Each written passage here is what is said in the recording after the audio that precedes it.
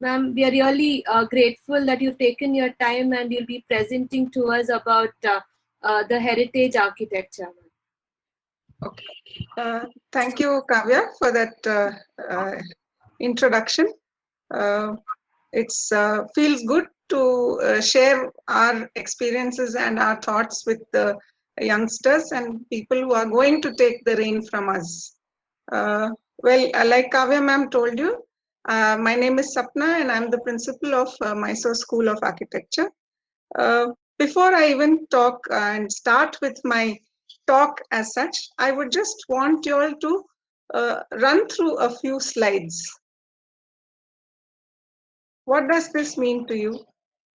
All of you, I'm sure, will know what structure this is. If this is that, yes, it is the Taj Mahal. What is this?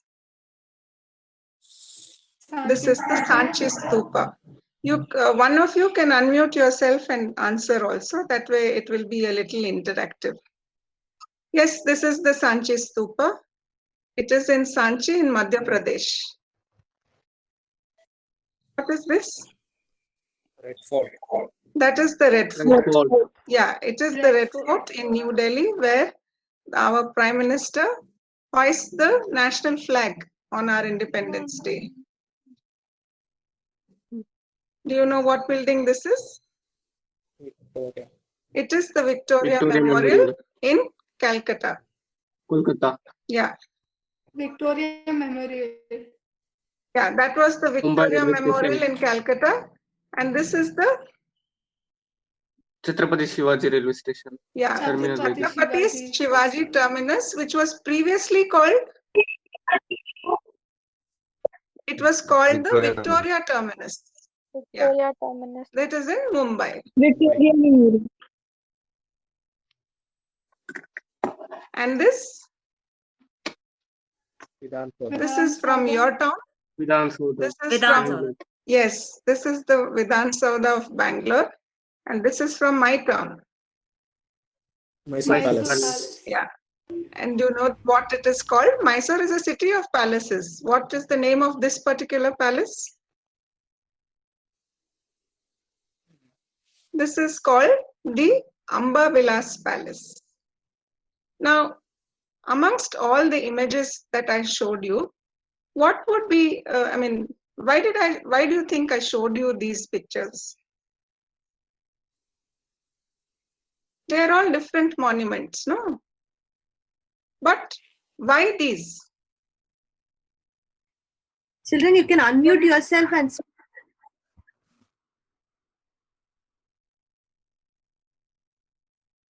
Yes? Okay. All these are of a certain value. I mean, in terms of importance, they are more important than most other buildings in that particular city, right? It may mark a certain point of time in history. It may have been a seat of power. It may be a memorial, or it may be just beautiful to look at and a masterpiece of architecture. Yeah, but then what is it that it has come to us from our ancestors, from our seniors, from people of an older generation? And it has come down to today's generation, and it is worth taking down to generations after that also. So that is what is heritage. Whatever you have inherited from the past, and it is of significant value today, so that you will have to leave it for future generations also. This is what is heritage.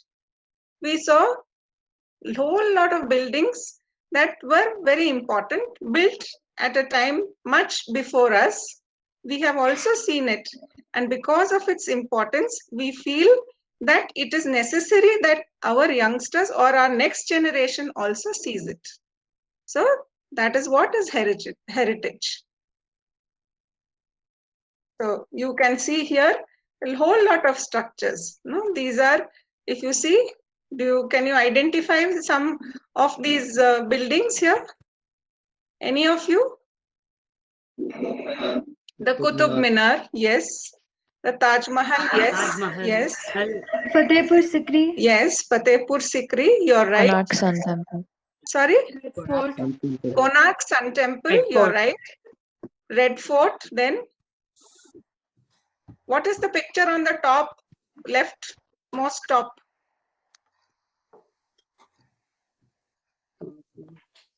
Is it some sort of a cave? Yes, ma'am. Yeah, it is the Ajanta caves.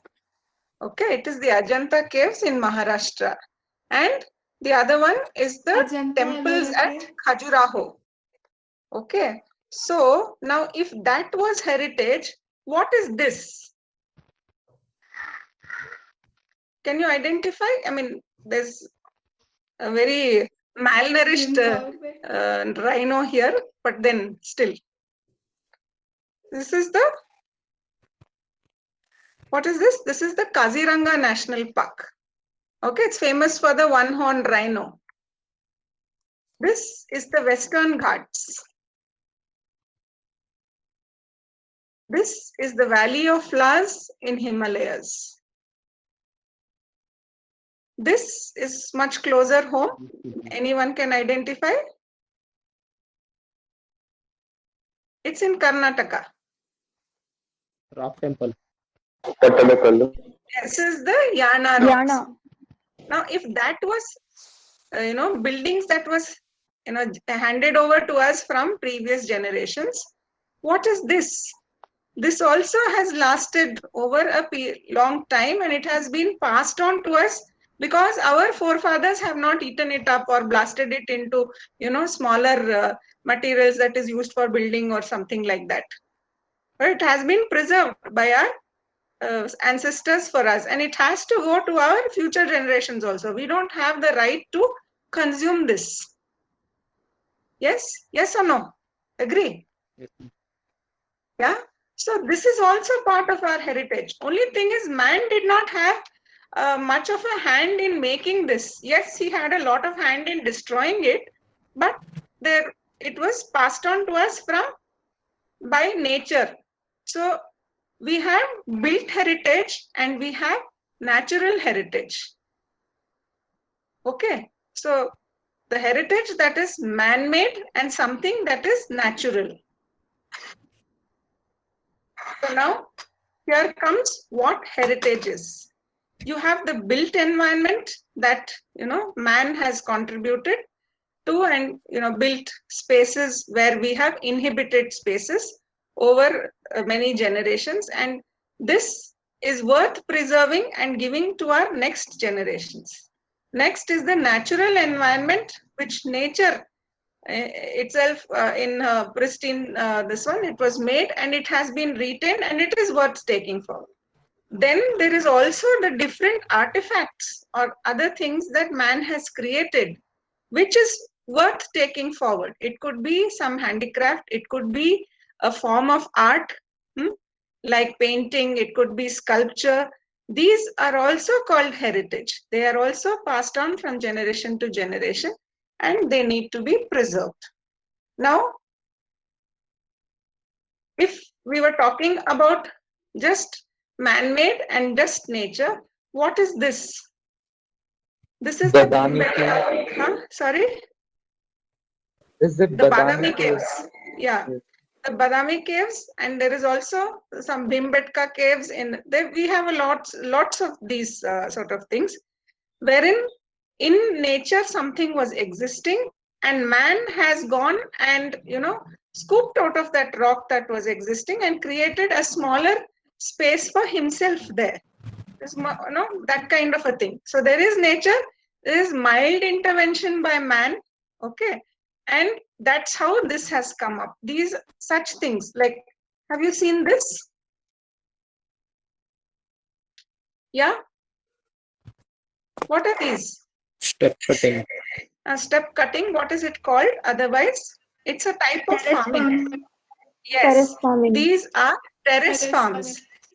Farming. It did not exist like this from eternity. There was a hill and there was a slope, but man has intervened. He has made, fields from it, and these are terrace farms. So rice and paddy are grown here. rice fields of Northeast, and it is also prevalent in China, Japan, Southeastern Asian countries. Okay, so man has intervened to a small extent. He's not chopped off the land at all fully, but he has modified it so that his use is also looked at. Okay, so now when you're talking about such things, these are called mixed heritage, or otherwise it is called cultural landscape.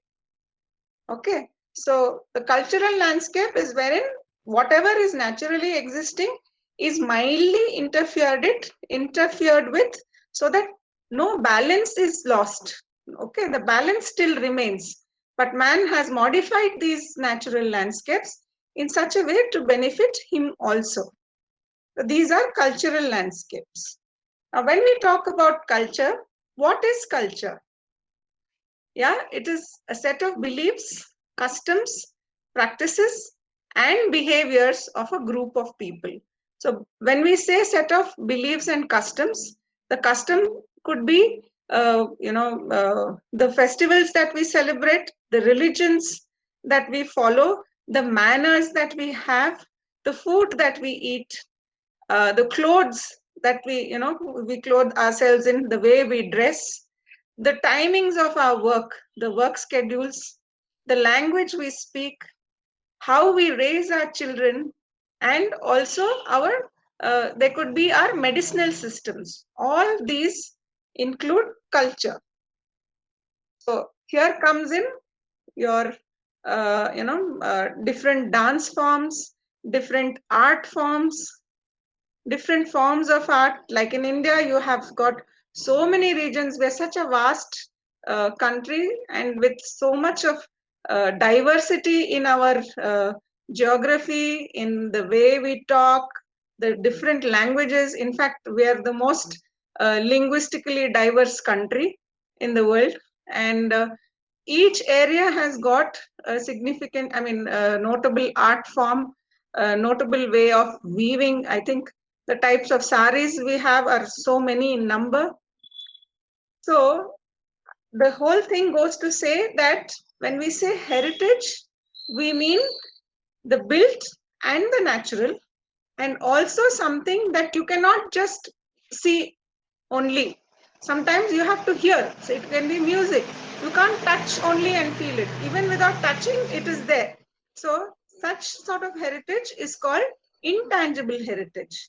There is tangible heritage and intangible heritage. These songs, the food, and the music, the paintings, all that become part of intangible heritage. The clothes we wear, all this. So what is cultural heritage? It is an expression of the ways of living of a particular community and how this has been passed on from generation to generation. There's different customs, there's different practices, there are different artistic expressions and values. So it can be either tangible or intangible. And cultural heritage can be distinguished in the built environment, like the archaeological remains, the different buildings, or even the way towns are laid out, how the houses are there within, with respect to each other. The natural environments, that is the rural landscapes, the coasts, the shorelines, and the agricultural heritage, which I was just trying to tell you.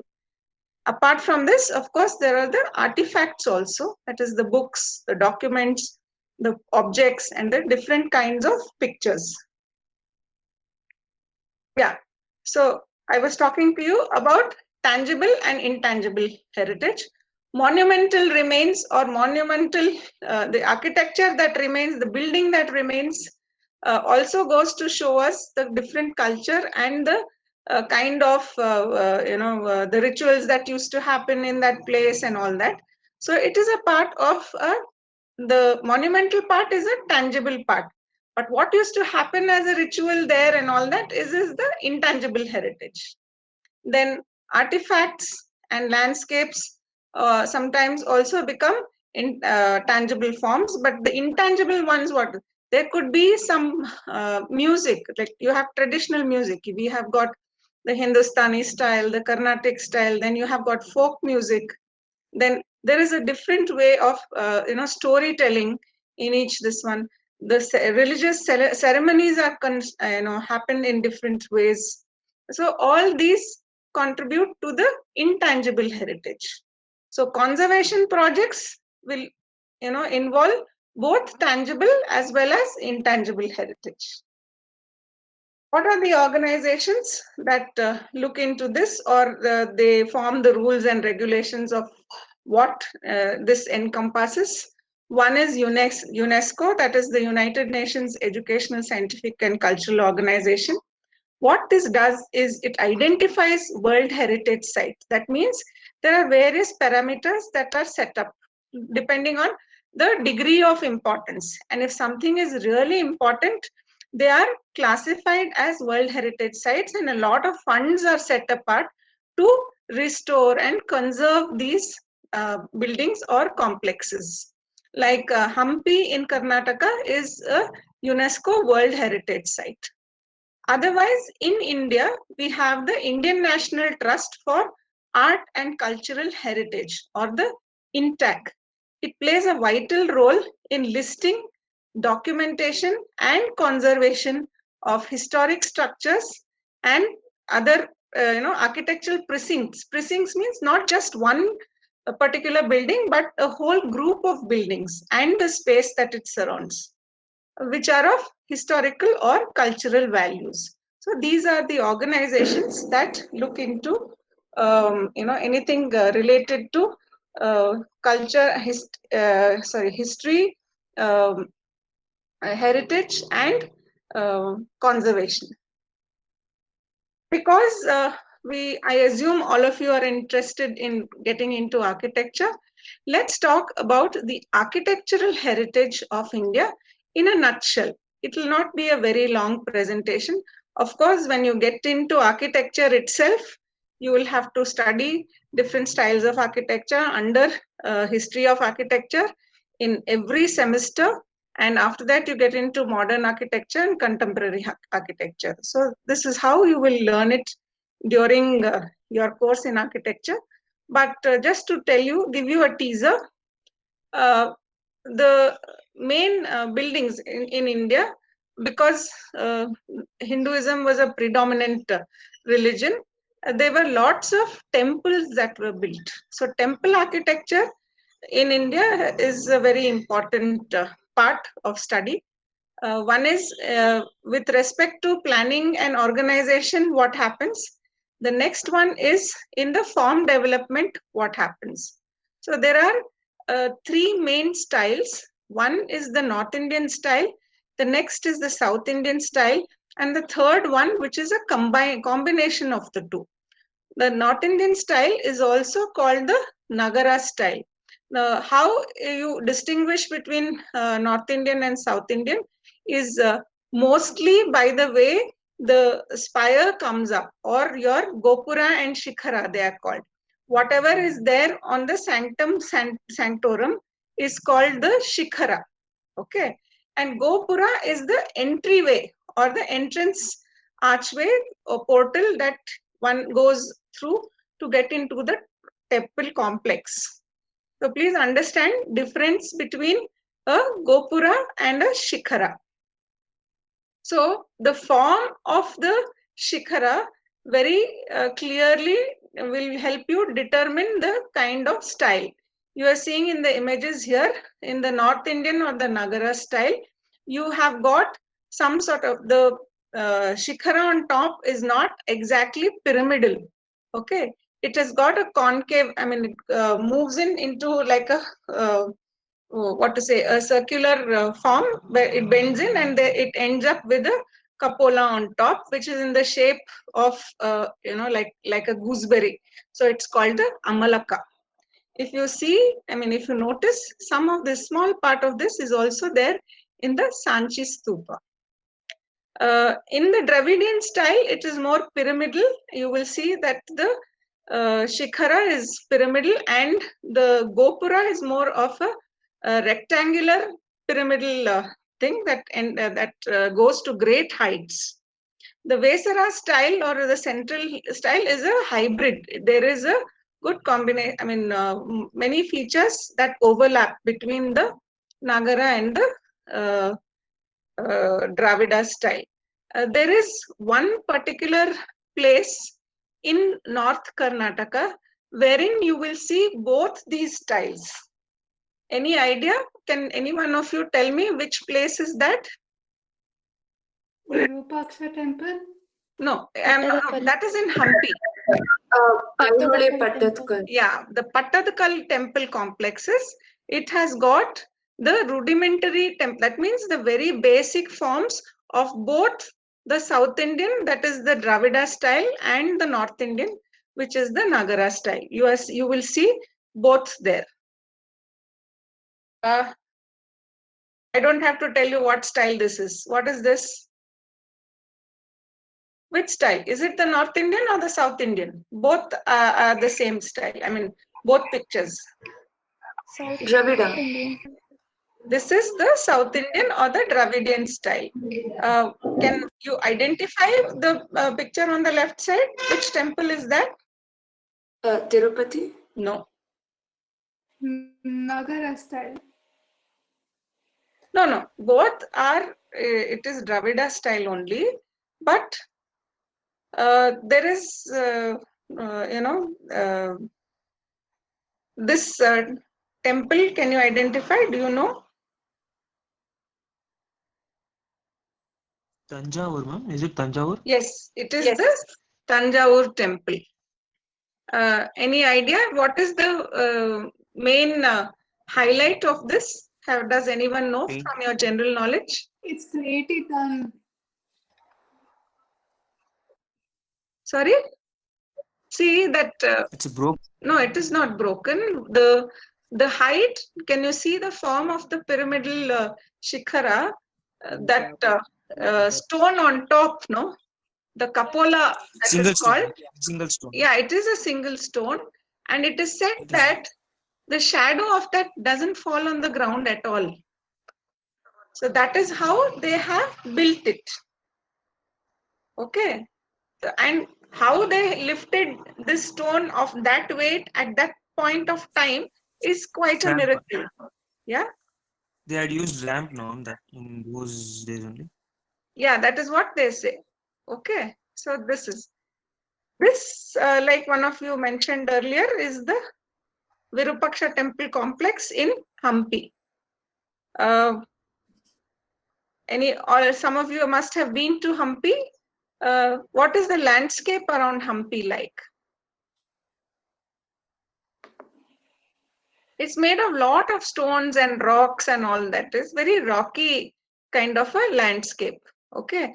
Now, when we talk about South Indian, here in the South Indian Dravidian architecture also, there are many, different typical styles.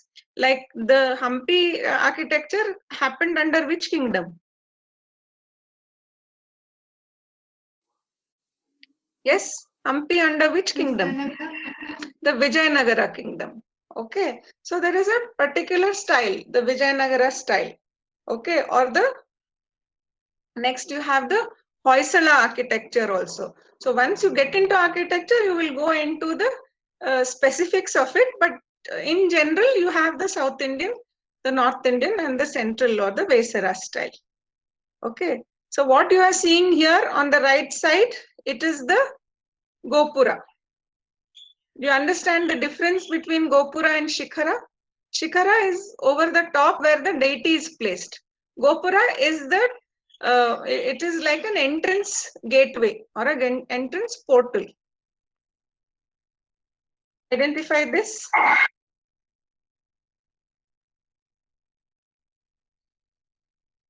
Can anyone identify what this is, where this temple is?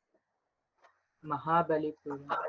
Yes, it is the shore temple at Mahabalipuram. So there were lots of kings and kingdoms that ruled, the southern part, mostly comprising of Tamil Nadu and Andhra. That is the Cholas, the Pallavas, and all that. So under them, there are particular styles of architecture, but still you will see that basic prominent, pyramidal top of the Shikhara as common feature. So this is the Dravida style. Again, this is your Nataraja temple. Okay. We did with Indian architecture and temple architecture in India. Apart from temple architecture, wherein people started building on a flat land, by assembling block by block, there is also the other part wherein you have the rock cut architecture. So huge mountains existed and man went in and he carved out of those, this one, like a cave, and he made, little dwelling units within the basic rock formation. And that is called the rock cut architecture.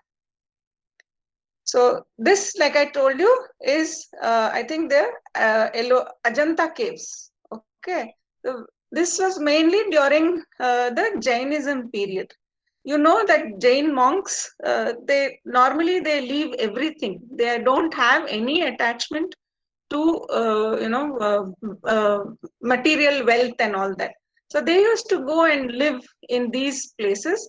The places where the monasteries used to be called viharas. Okay, Buddhist and Jain viharas, and they used to have small cells for them there, and they used to sit and penance, meditate there for years together.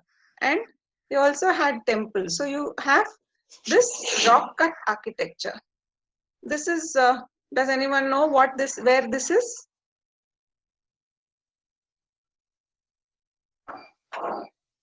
Yeah, what is that structure there in the center? This is a Buddhist temple. Yeah?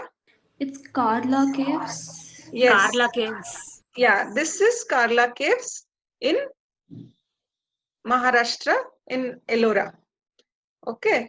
So you have the central stupa, like you had in Sanchi.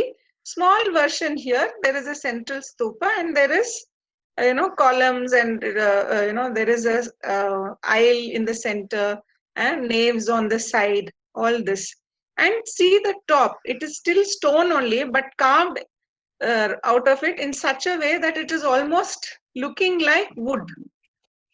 No, that's how they used to carve out of rock.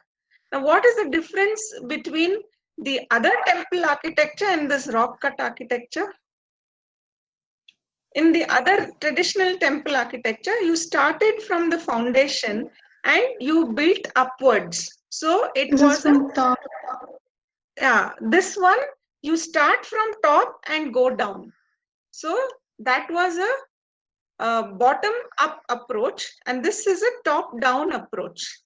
That is how they used to build, and they had different ways of creating screens on top in order to get in natural light, because this was inside the cave. No, how to get in light? They had a sun window on top, chaitya windows they were called, and that was used to get in light from a higher level, so that the inside of this was lit up. Now from that to this is the, what is this? Which temple is this? This is the Kailasa temple at Ellora. So from that sort of carving to this, so much intricacy they had developed over a period of time with their tools, with their technology, everything. So this is also carved out, and it is carved out to such an extent that it almost seems like a built temple. It doesn't look like a rock cut temple. Okay. After we have done with that, we will go to Islamic style. All of us know that India was ruled by the people who did follow Islam as a religion, and they ruled India for quite a long time. So usually these major structures like this, they involve a lot of money, isn't it? So you have to have patrons to build and all that. So naturally, who builds? The kings, right? The kings always build, and they have built for various reasons. One is their palaces used to be very huge. Then they used to have mausoleums, or places where the dead were buried, and they had a huge mausoleum or a structure to commemorate that whole king or king's wife and all that. So that way, a lot of structures were built, and till now, whatever we saw in temples, they had a certain kind of structural system. Okay, we used to have columns and beams, and that is a post and lintel system. Here, for the first time, because of the influence from the Middle East, and Mesopotamia and all those places, the architecture here, the builders knew how to build an arch and a dome. Okay, so that is the highlight or the main difference in the structural system of traditional Indian architecture or Hindu temples and the Islamic style, wherein they used arcuated systems of building. So the structural system was an arcuated system, hence you saw arches, different types of arches were there, and they had the technology of how to make domes. Okay, using smaller elements, you span larger openings. And they found out that when there is a centrifugal force that is acting on a certain point, every unit stops the other one from falling down, and that's how it remains in place. So in Islamic style, you have an arcuated system of building. They use lot of arches and domes to span openings. Does anyone know what structure this is? Humayun Humayun stone. Yeah, it is the Humayun stone in Delhi. This Fatehpur Fatehpur Sikri. Sikri. the Mughals ruled India for a long time, and they were a very powerful kingdom. And they established lots of buildings, and there was this particular township that Akbar wanted to build, and that is this Fatehpur Sikri. And one thing that you will see here is it is not in a total Islamic style. There's a lot of Indian architecture influence that is prevalent in Rajasthan and all that. Those kind of influences you can see here, like the bracket systems and all that you will see here. This again is Red Fort. the Red Fort, and you had palatial building, the palaces, and all these palaces were inside a fort. That was their main wall of defense. When people were fighting against one another, mostly all large seats of governments or cities that had power, they had a fort wall around them. Some of them used to have moats. You know what moats are? A depression wherein there was water and all that. You must have been seeing a lot of these in movies. All period films would have these things. So you are seeing the arches. Now the arches here are multifoliated arches. The ones just below the white domes, they have many centers like that. So it's a multifoliated arch and the dome on top. So different types of main things. But the main difference between Islamic and traditional Indian architecture is the building system. You have so many temples in south of India, huge temple complexes. But if you go inside, you have these colonnaded, pavilions around the main thing. And there you still have, the space in between those are not very large. Whereas when you go to these Islamic structures, like if you go to Gol Gumbaz, it has the largest dome, about 82 meters or something. That is the span of the dome. So using this arcuated system, they could span larger spaces using that. So that is why you have got larger spaces in buildings of the Islamic style. Yes, after the Islamic style, you have the Indo-Saracenic style. Have you heard of this one? Which is this building? Mysore Palace. Yeah, this is the Amba Vilas Palace of Mysore. Now, what happens is you have the domes, you have the arches, but there are also other features that make it look very Indian. So that is why it is called the Indo-Saracenic style. Now, interestingly, these were designed by designers from Europe. Amba Vilas was designed by a designer from Europe. The Wadiyars, who are the patrons of the Mysore region, they engaged this architect from Europe. Does anyone know which building this is? Very similar to what you will see in this one. This is the Lakshmi Vilas Palace. Yeah, it is in Baroda. Lakshmi Vilas Palace in Baroda. Again, Indo-Saracenic style, wherein you are using these domes and cupolas and all that, and the arches. But in the proportion of the arches, you will see that it is more English than Islamic. Okay. So that is the Indo-Saracenic style. After this, also as a country, we were ruled by the Britishers for a long time. And when they came to India, the big people in power wanted to build buildings that would give them a feeling of their home, what it was back home. So they started building, and the buildings that were built around this time are referred to as colonial style. This is, like I told you in the first part only, this is the Victoria Memorial. Kolkata was the seat for this East India Company for very long. The Viceroy used to stay in Calcutta, and this was the building that was built for that. Again, European architects, and you will see the influence of Europe plus in the proportion of the dome and all, it is very Indian.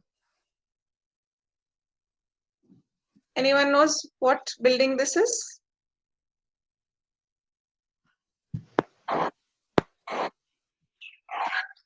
If you are very observant, it's there in the picture only.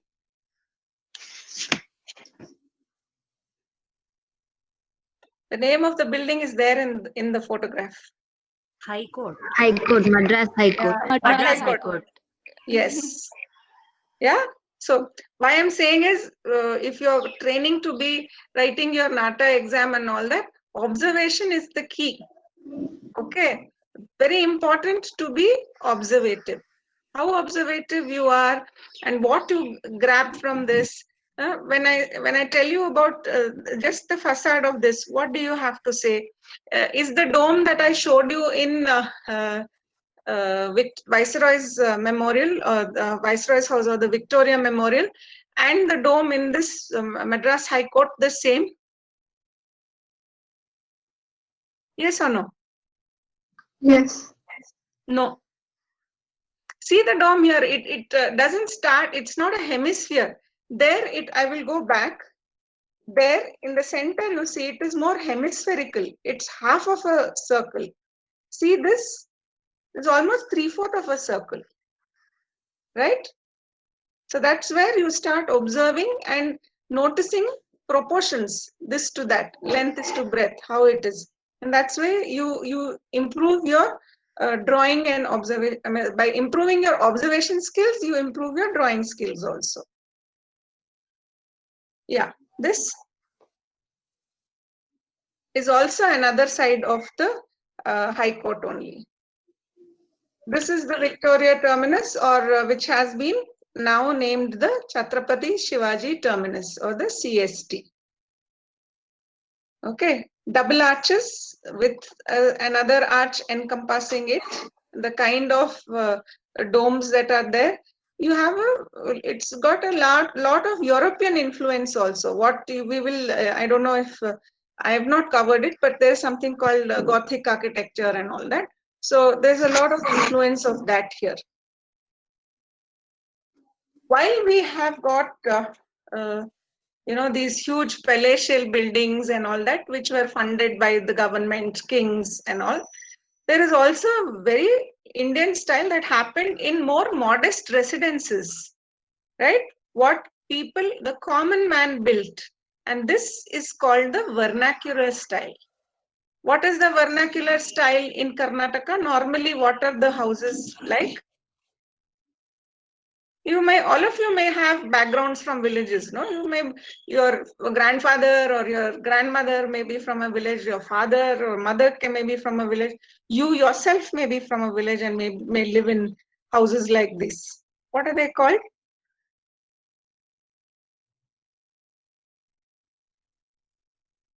I'll give you another clue. It is the nomenclature comes from one place which is inside the house.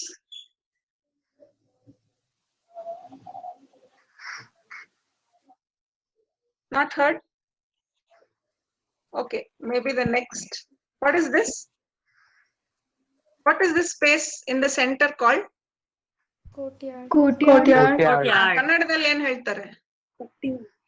ಅಷ್ಟೇ, ತೊಟ್ಟಿ ಮನೆ or the courtyard house. So you have got these verandas which are semi-open spaces.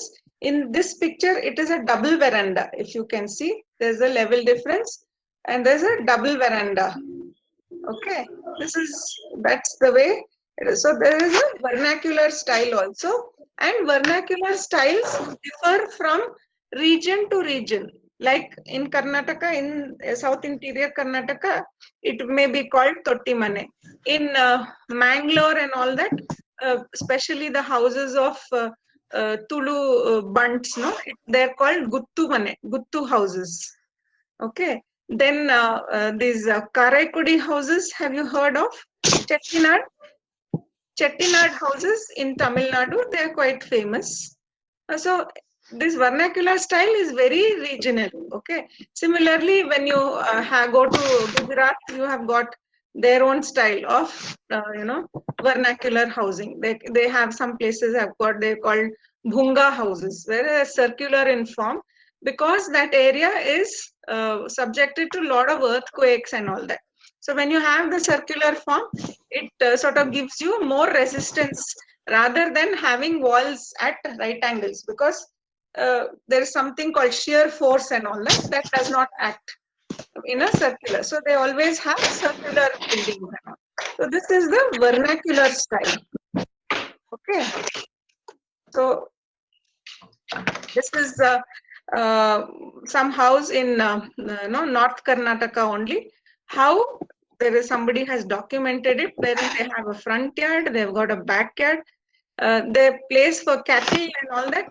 They don't have major difference between place for the humans and the cattle, because cattle are a very integral part of their families, and so you will have them also in the courtyard, and then the other parts of the house come in. So this is the vernacular style.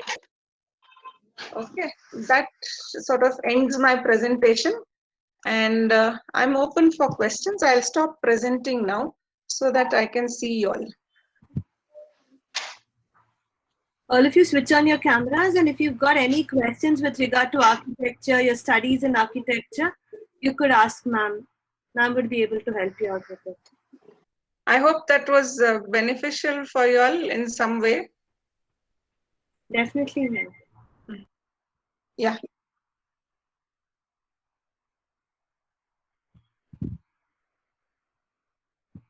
All of you understood everything, is it that you have absolutely no doubts?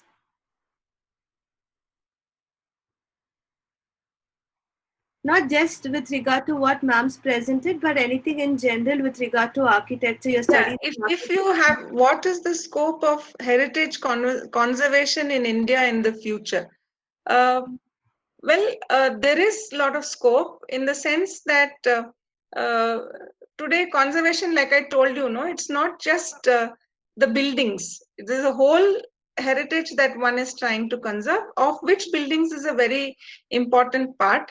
And now what is happening is, people are having their own buildings, but they want to give it a new use.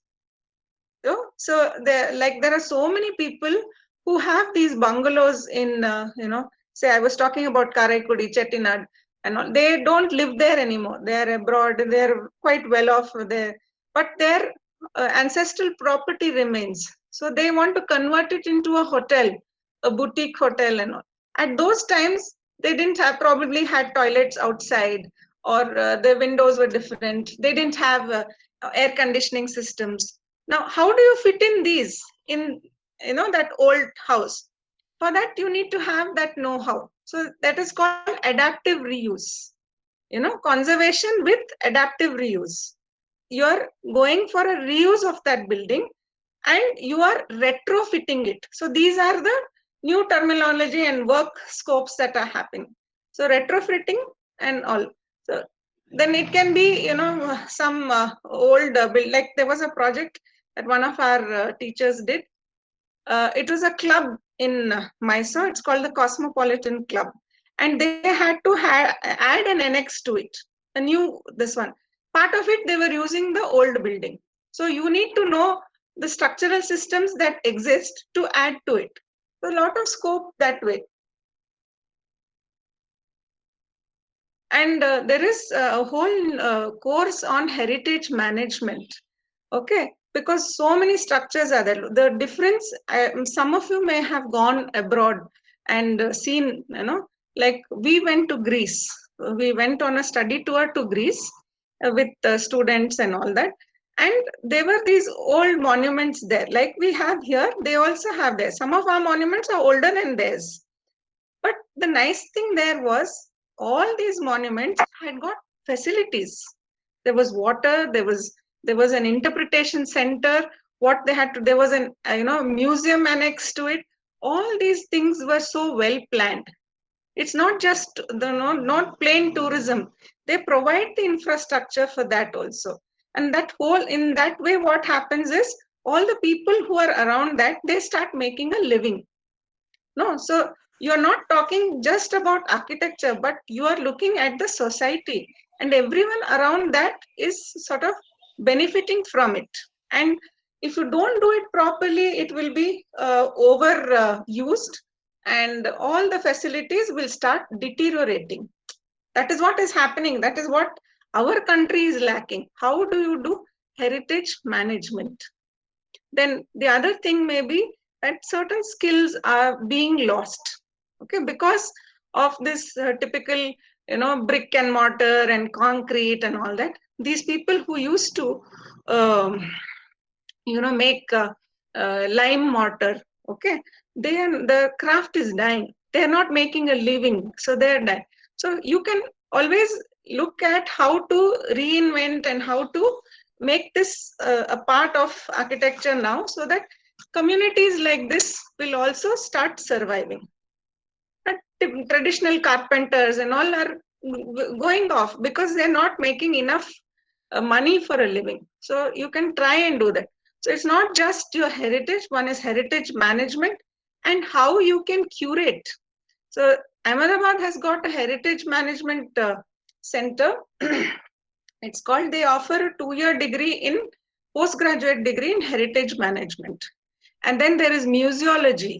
So you can get into museology is a science on its own, wherein you plan how the exhibits are there in a museum and all that. So if there's a heritage museum, then there's a lot of this one there. So there is scope. How to combine nature and architecture? Well, most successful architecture has happened only when a person has combined nature with architecture very well. Mostly, if you have seen in Sri Lanka, there is Jeffrey Bawa. He's one of, at least my favorite architects, and he's always found this balance between nature and built. Not the natural and the built environment. If you can find a balance between that, you have won it. Somebody else was talking about, what's that question? 1 minute. Can you speak about natural heritage conservation by giving some example of any project you have worked in? Okay, see, when you say natural, there is this thing called Shola Hills. Okay, Shola Hills is a part of, I think just somewhere near Nilgiris and all that. It has got a natural ecosystem on its own. Okay, now the preservation and conservation of that is also part of natural heritage conservation. My own thesis for my MArch, I did in a master's in urban design. My thesis was how to balance the built and natural systems. Okay, and the case I took up was Chamundi Hill. Chamundi Hill, as you all know, is a religious center, it's a tourism center and everything, but it is on top of a hill and there is already an ecosystem existing. That is, there are lots of birds, animals, different types of trees. And for tourism, we are cutting it down and making so many things out of it. So how do you balance this built and natural systems was my thesis. So we did a lot of analysis on, what are the different parameters that are there, and we came up with a solution for that. Sometimes because of political influences and pressures, not all of them are successful, but then all we can do is start somewhere. You have to start.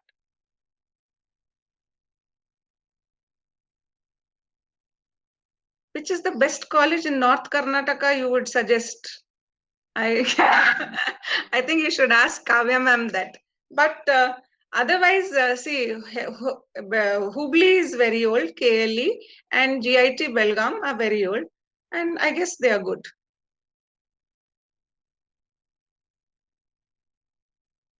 Yeah, is that all? Can we call it a day?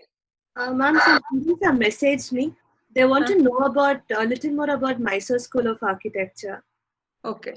Mysore School of Architecture, we have started in 2014, and we are a standalone school of architecture. That is, we have only architecture, we don't have any other branches. And we have an intake of 80 students. We are a standalone this one. Our campus is near that Lingambudi Lake, and it's a very serene campus. We have got our main strength is our faculty, and we have got full-time faculty who have graduated from premier institutions around all across India, and they come from diverse backgrounds. In the sense, we've got faculty from Karnataka, from Andhra Pradesh, from Tamil Nadu, from Kerala, from Maharashtra. We even have one faculty from Lakshadweep. So that way we are a very national integration kind of thing. And we also have some visiting faculty coming from the design aspects. And that's it. I mean, if you all know, there is something called NASA, which is the National Association of Students of Architecture, and they have conventions every year. Now, with the number of colleges increased in the country, more than 400 plus colleges, the main NASA is a very big event, and they also have this convention at zonal levels, which is called the Zonasa. I believe it is divided into 5 zones or 6 zones or something like that. We come under Zone 5, and last year our college participated for the first time, and they were the winners of the Zone 5 Zonasa. So that's it. Anything else? If you want further details like fees, how to connect and all that, I have sent Kavya ma'am the PDF of our brochure, and she can forward it to you. If anyone is interested, you can contact Kavya ma'am. She will send. It has all our contact details. Yes. Okay. Thank you so much. Anybody got any questions? Guys, this is your last opportunity to ask questions in case you have any. Fine. Okay. So thank you so much, ma'am, for your time and letting our students know about the heritage all around India, the different styles and the periods. Thank you so much, ma'am. Thank you, Kavya, for giving me an opportunity, and it was good to interact with all the children. Thing is, I would have liked a little more questions, though. Anyways, we're always open to questions. We can share. I can share my email. Kavya ma'am has it. If you do have a question, feel free to write to me. Okay. Thank you. See you. Bye bye. Thank you so much.